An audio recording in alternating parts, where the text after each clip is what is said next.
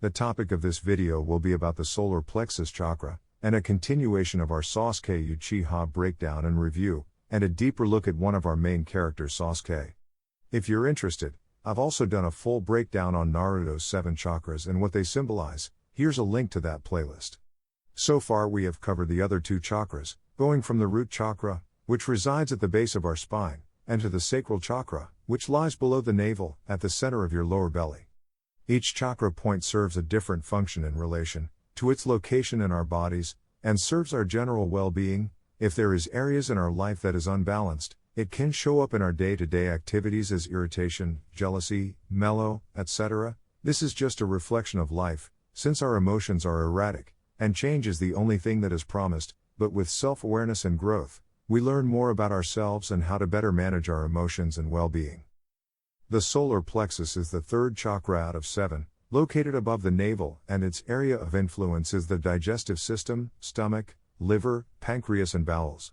Qualities of the solar plexus is willpower, courage, identity, resilience, and on the opposite end of the scale, if this chakra is unbalanced, it can be seen expressed as pressure, fear of failure, rejection, etc. This relates to Sasuke's character so much because it centers on his identity, goals, and how he reacts when he succeeds in achieving his goals, but also when he fails to reach them.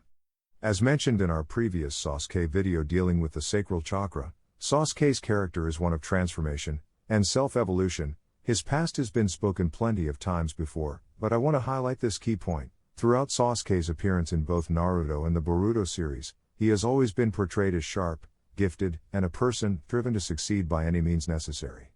We got a proper introduction to Sasuke's goal and state of mind when Team 7 meets Kakashi, and he declares his one and only desire is to take down a certain someone. That someone, we find out later, was his older brother, Itachi, and later during the Chunin exams, we see after he meets Orochimaru, his personal dilemma of revenge and personal power versus friendship and seeking trust and faith amongst people who care. Another good example of the solar plexus being symbolized is when Kakashi and Sasuke have a conversation at the hospital, and Sasuke at this point is at a crossroads, with his personal desire and ambition to grow even stronger, and knowing with Orochimaru, the possibility is there, versus remaining in the village, and not letting hate consume him and try to build towards a better future. And as we all later know, he chose to pursue personal power over the bonds he built with those around him, because to Sasuke such things was weakness, which reminds me of an African proverb: if you want to go fast, go alone, and if you want to go far, go together,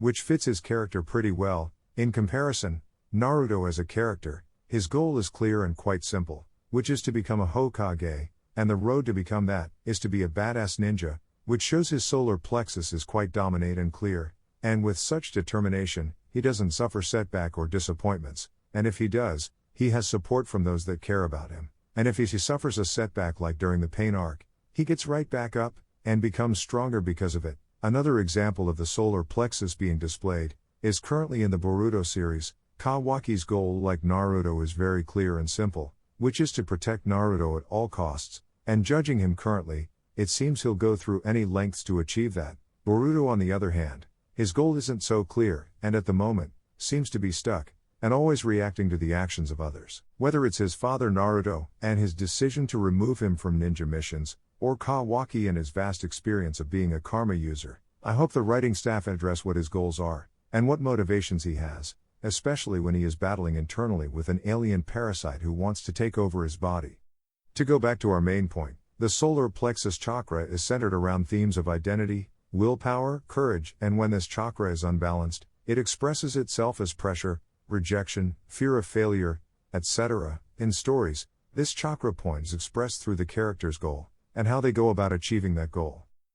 I believe with these kinds of series, we will gain an insight and an understanding into these wonderful characters, and we can further explore various themes that each character represents, and the lesson being taught. In the future, we'll look at how the rest of the 7 main chakras are expressed with the rest of the main cast, because with the Naruto series, each individual cast member plays a pivotal role, and as a whole, represent different themes and ideas. Thank you for dropping by. Please like and subscribe, and please share your thoughts and ideas, and hopefully in the near future, I can cover more similar topics and subject matters around these wonderful stories.